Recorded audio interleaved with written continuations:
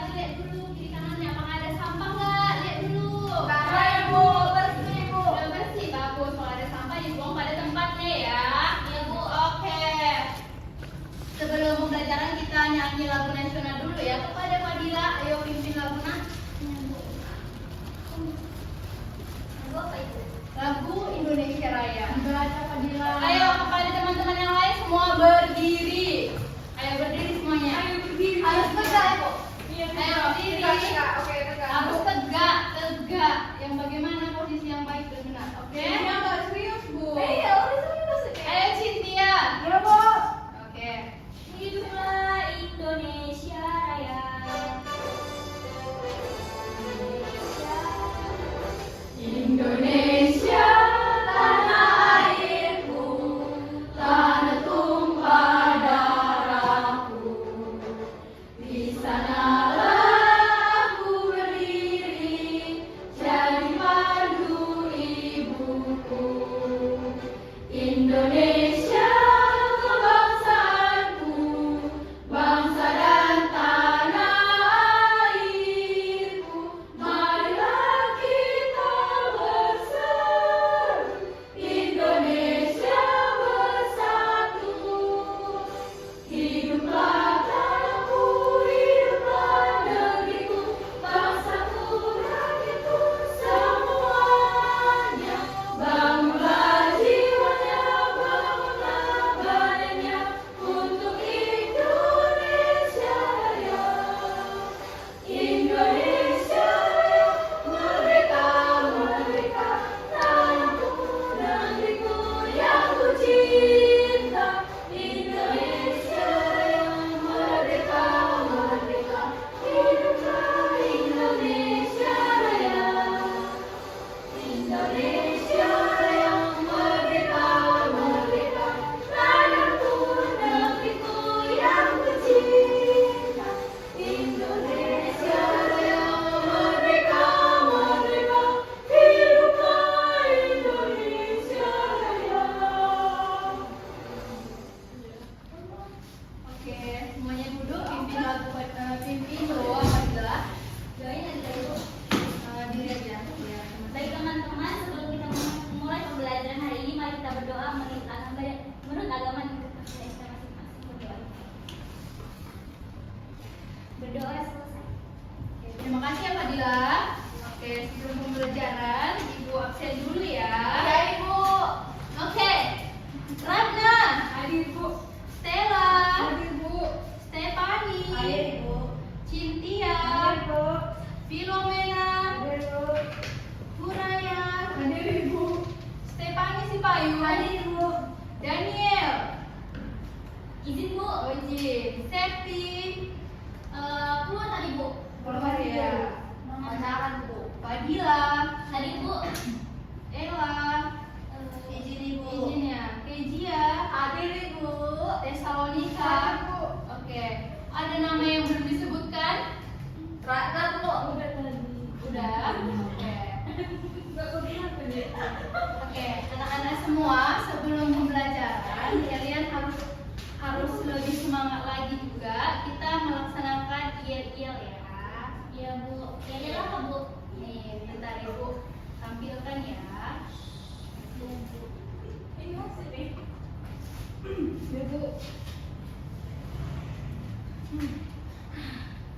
Ya Bu. Sudah kelihatan? Sudah.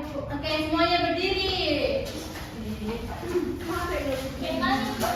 Sudah paham nggak IEL-nya? Sudah?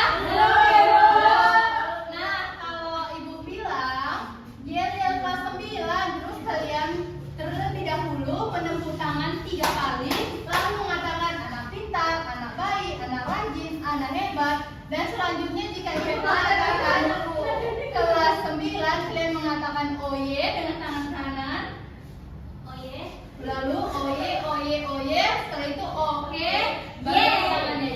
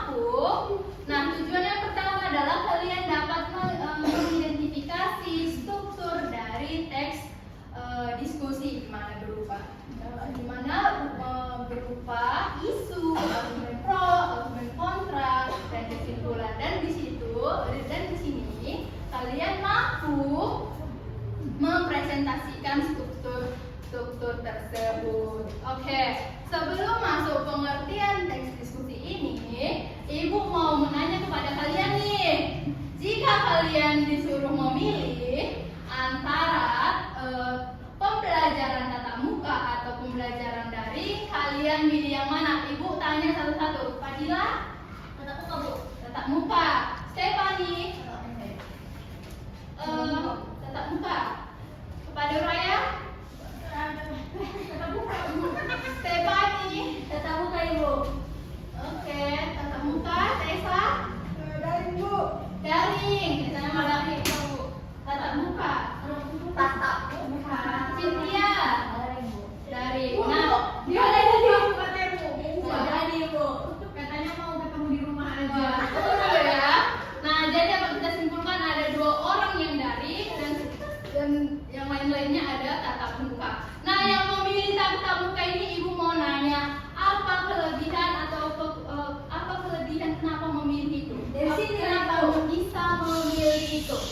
Kalau saya, Bu, biar saya dapat jumpa Ibu setiap hari. Oh, jadi ingin jumpa sama Ibu. Lanjut. Supaya lebih mengerti materi. Stella. Sama. Bu Raya. Biar bisa ketemu sama teman-teman dan si dia loh, Bu. Wah, ada yang mau diketemuinya. Ini kepada Stephanie. Sama dengan mereka, Ibu. Iya, apa-apa. Harus.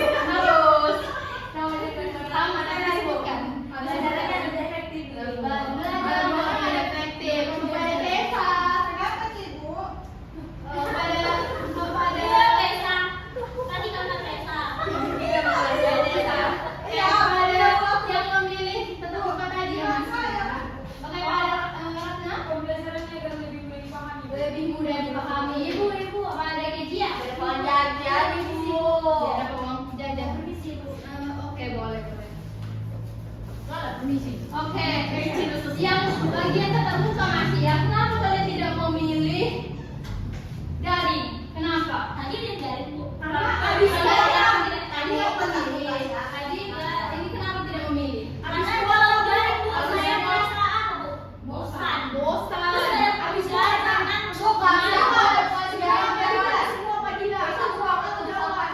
Nggak ketemu sama pacarnya, ada display-nya. Tidak dapat uang jajan. Ada lagi? Tidak ada kuota.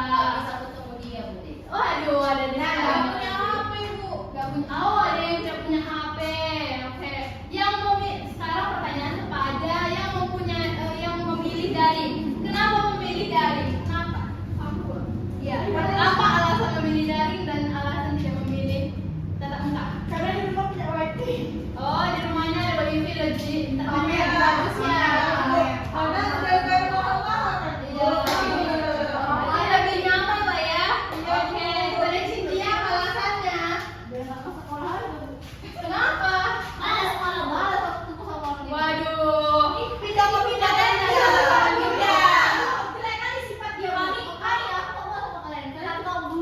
Waduh. Kenapa Fadila? Kamu solid nggak bisa CCTV nggak? Waduh, gitu ya. Oke, nah dari yang kalian sebutkan tadi ada yang memilih daring, atau bagaimana alasan-alasannya, ada yang memilih luring, apa alasan-alasannya, itulah yang disebut dengan teks diskusi. Nah, di mana teks diskusi ini adalah jenis teks yang menyajikan suatu persoalan, di mana kita melihat 2 sisinya. Ada sisi pro yaitu mendukung dan ada sisi kontra itu tidak mendukung. Kemudian itu semua digabung diakhiri dengan kesimpulan atau pendapat penulis yang berdasarkan argumen yang telah dipaparkan. Oke, udah mengerti ya anak-anak? Oke, lanjut. Bu, kita lihat rambutnya. Nah,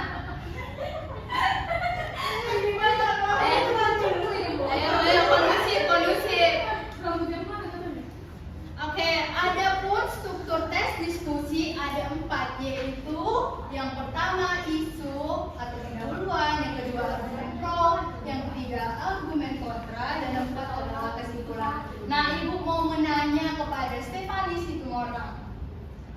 itu isu atau pendahuluan? Pengenalan masalah. Pengenalan suatu masalah. Kepada Stefan Cipayung? Awal dari iya bersama Bu. Ya, jelaskan, ayo. Jadi di sini pada pojok pendahuluan Ibu diperkenalkan isunya Ibu gitu. Memaparkan masalahnya itu. Oke, kepada orang lagi. Kepada Raya, apa itu pendahuluan? Mencari tema atau judul isu dari teks diskusinya Bu. Mencari Apa dari intinya masalah. ya masalahnya Bu. Mencari masalah. Oke, beri tepuk tangan kepada mereka. Oke, jadi anak-anak, ini suatu pendahuluan ini memaparkan suatu masalah yang menjadi topik pembicaraan, di mana di sini ada ringkasan masalah yang ditetapkan. Oke, menurut kalian argumen pro itu apa? Menurut Tessa apa? Argumen pro ada yang pro-nya aja pro itu Bu yang setuju, kontranya tidak setuju. Oke, beri tepuk tangan. Jadi betul ya bahwa argumen pro itu pendapat yang mendukung, berisi alasan-alasan mengapa dia membeli itu dan setuju terhadap topik tersebut. Nah, lanjut argumen kontra kepada Ratna. Iya Bu, kontra itu yang tidak setuju. Argumen kontra. Apa? Argumen kontra itu pendapatnya tidak setuju. Pendapat yang tidak setuju. Oke, beri tepuk tangan. Oke, betul sekali ya yang dikatakan Ratna bahwa argumen kontra itu berisi pendapat-pendapat yang tidak setuju terhadap topik yang dipaparkan. Nah, lanjut adalah kesimpulan. Oke, bentar ya. Angin ya keadaan positif. Oke, kesimpulan. Ibu mau menanya kepada Cynthia, apa itu pengertian dari kesimpulan menurut Cynthia? Kesimpulan itu akhir dari teksnya itu bukan sudah ada pro, sudah ada kontra gitu. Ditarik kesimpulannya gitu. Oke, benar sekali. Beri tepuk tangan. Oke. Iya, itu Tadi kan kesimpulan kan ditarik dari mana ke mana Bu? maksudnya itu mengaitkan antara dua sisi, antara argumen pro dan argumen kontra. Oke, udah paham. Oke, benar sih. Oke. Nah, jadi ibu bangga pada kalian sudah mengerti pengertian dari isu, argumen pro, argumen kontra, dan kesimpulan. Nah, sekarang kita masuk ke dalam contohnya. Mana Bu? Nah, tolong bacakan kepada Ratna, bisa? Bisa Bu. Bagian isu. Ya, kegiatan ekstrakurikuler wajib di sekolah. Pertama isu. Kegiatan ekstrakurikuler menjadi bagian penting dalam kehidupan sekolah, tetapi sampai sekarang masih muncul perdebatan tentang perlu tidaknya kegiatan tersebut dijadikan sebagai kewajiban bagi semua siswa. Sebagian orang menilai ekstrakurikuler mampu memperkaya pengalaman belajar, tetapi sebagian lainnya merasa kewajiban ini dapat menambah tekanan bagi siswa yang sudah memiliki jadwal padat. Perbedaan pandangan ini membuat isu tentang ekstrakurikuler wajib terus menjadi bahan diskusi di berbagai sekolah. Oke, terima kasih ya Ratna. Nah, di dalam isu ini sudah terpapar ringkasan berbagai masalah-masalah yang terjadi dari topik ini. Nah, lanjut Ibu lanjut membaca argumen pro kepada Stella.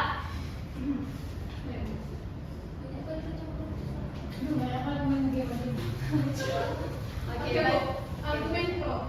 Pendukung kegiatan ekstrakurikuler wajib memiliki sejumlah alasan yang cukup kuat. Mereka percaya bahwa ekstrakurikuler mampu membantu siswa menemukan dan mengembangkan bakat yang sudah terlihat hanya melalui pelajaran di kelas. Selain itu, kegiatan ini melatih kedisiplinan, kerjasama, tanggung jawab, serta kemampuan berkomunikasi. Banyak siswa yang pada awalnya malu menjadi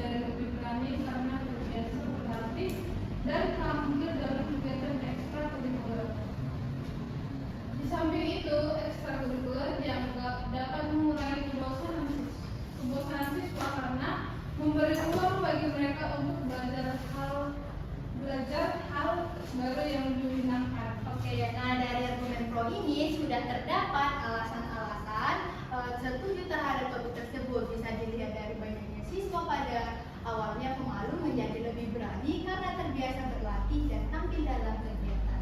Oke, lanjut ke contoh argumen kontra. Bacakan Fadila. Argumen kontra.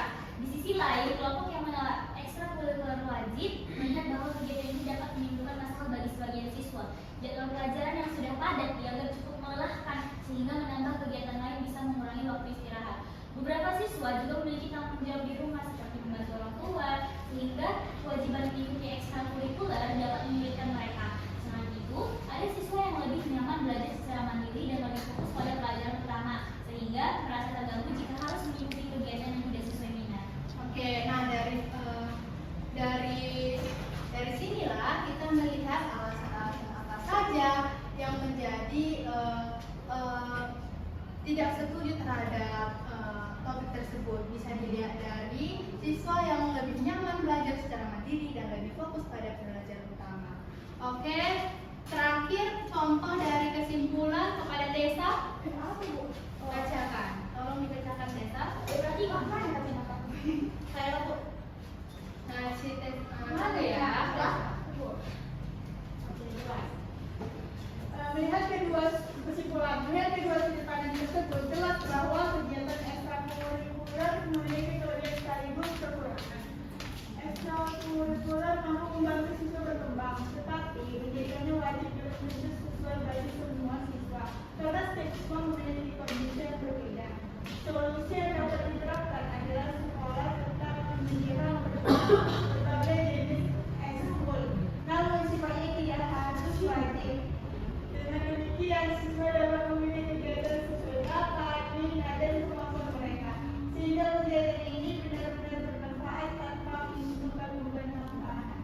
Oke, nah dari sini kita dapat mengetahui ya anak-anak bahwa dari pendapat pro dan kontra bisa kita lihat suatu solusi yang dipaparkan di dalam ketawa-ketawa gimana Bu? Oh enggak Bu. Oke, makanya oke. Sudah disajikan berbagai contoh. Nah, di sini Ibu mau memberi kalian contoh sebagai tugas. Nah, sebelum mengerjakan ini, kalian isi dahulu. Tolong didengar ya nak. Lihat ini. Isi dahulu nama kelompoknya, ketua kelompok, anggota siapa saja, kelasnya, lalu tanggal pada hari ini. Oke? Oke. Petunjuk pekerjaannya, bacalah kembali isu-isu diskusi yang telah disampaikan. Lalu yang kedua, isilah tabel kerangka teks diskusi di bawah ini berdasarkan hasil diskusi kelompok kalian. Oke? Ini di sini ada tabel-tabelnya, jadi kalian isi ya. Ya Bu. Bu, kalau baca bisa Nggak bisa, harus dikerjakan sekarang karena Ibu beri waktu. Aduh, Mana kita Iya. bukan. Ini untuk kelompok 2 ya. Saya dapat. Oke. Bu, izin kawan nanti Bu boleh. Oke, apa yang tidak tahu? Kalian mencari apa saja yang mana pro, yang mana argumen kontra. Kalian mencari dari situ. Yang mana isu, yang mana kesimpulan. Bu, boleh pinjam pulpen? Kesimpulan kita nggak boleh. Nah, Bu habis pulpen saya, Bu. Ini Makasih ya, Bu. Oke, kerjakan ya. Kerjakan.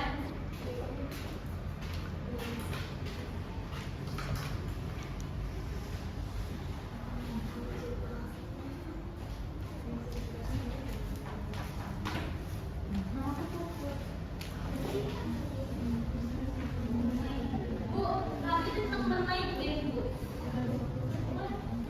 Kami tentang membawa pulsa sekolah.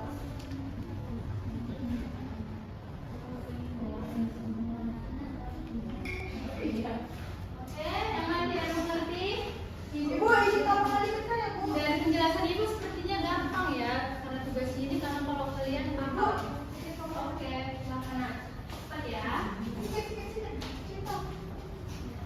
Cinta siapa itu? Tidak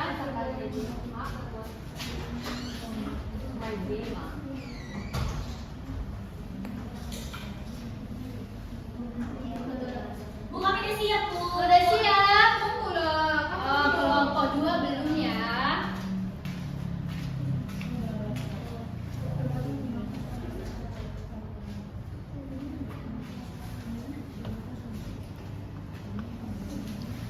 Apa yang nggak paham?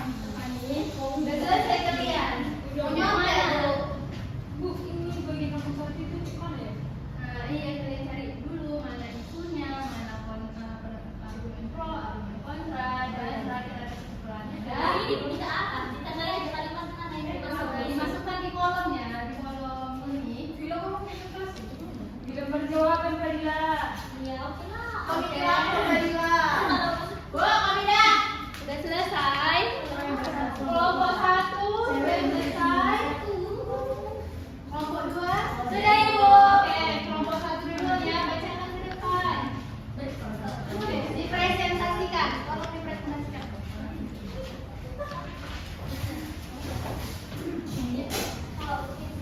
Dengar ya temannya.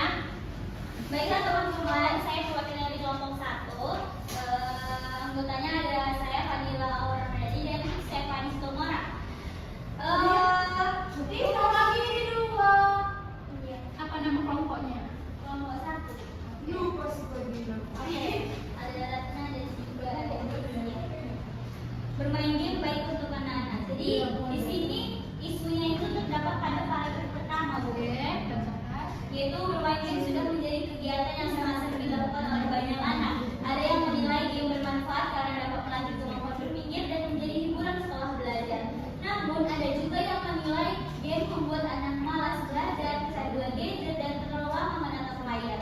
Perbedaan pendapat inilah yang membuat topik bermain game perlu dibahas lebih dalam agar dapat dipahami secara seimbang. Itu yang termasuk isu. Kemudian yang paragraf pro-nya itu paragraf kedua, yaitu sebagian orang berpendapat bahwa game memberikan banyak manfaat bagi anak-anak. Game tertentu melatih konsentrasi, kemampuan memecahkan masalah, dan kecepatan mengambil keputusan. Game edukasi juga membantu anak memahami pelajaran dengan cara yang lebih menyenangkan. Selain itu, bermain game dapat menjadi sarana hiburan yang membuat pikiran kembali segar setelah menjalani aktivitas belajar. Jika dimainkan dengan waktu yang wajar, game dapat membantu anak mengembangkan kreativitas dan kemampuan teknologi yang berguna di masa depan. Kemudian yang paragraf kontranya, yaitu di sisi lain terdapat pandangan yang menilai bahwa bermain game dapat menimbulkan dampak negatif. Anak yang terlalu sering bermain game bisa mengabaikan tugas sekolah dan mengalami penurunan prestasi belajar.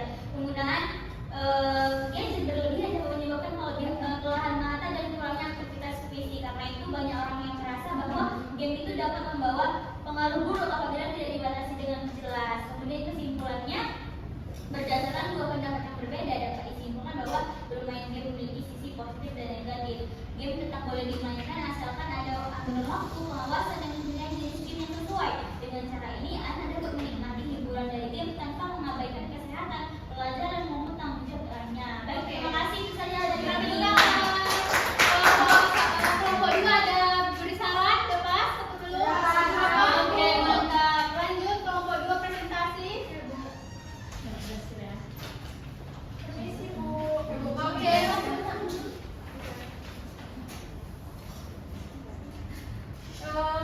Kami dari kelompok Cilmu. Cewek. Cilmu udah Bebaskan.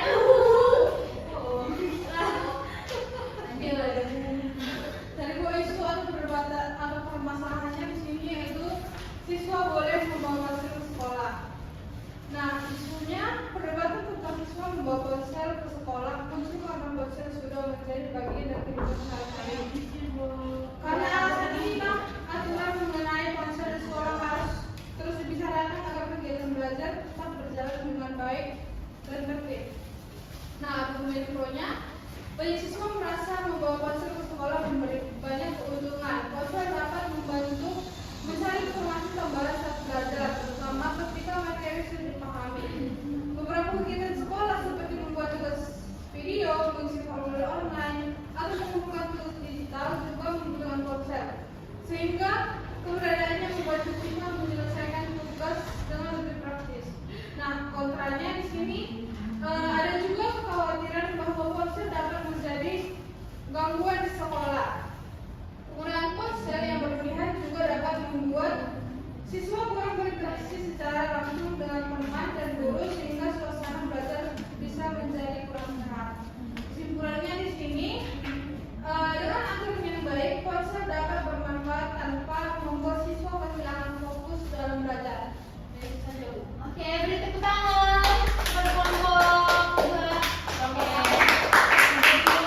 Oke, kepada kelompok 1 ada saran kepada kelompok 2? Tidak. Oke, berarti udah benar ya. Oke. Nah, jadi anak-anak kalian sudah mengerti bagaimana teks diskusi ini. Nah, Ibu mau milih salah satu siswa, apa kesimpulan yang bisa didapat dari pembelajaran pada hari ini? Kepada Ratna, apa aja yang kamu ketahui? Simpulkan. Teks diskusi ini, Bu, merupakan sebuah teks yang berisi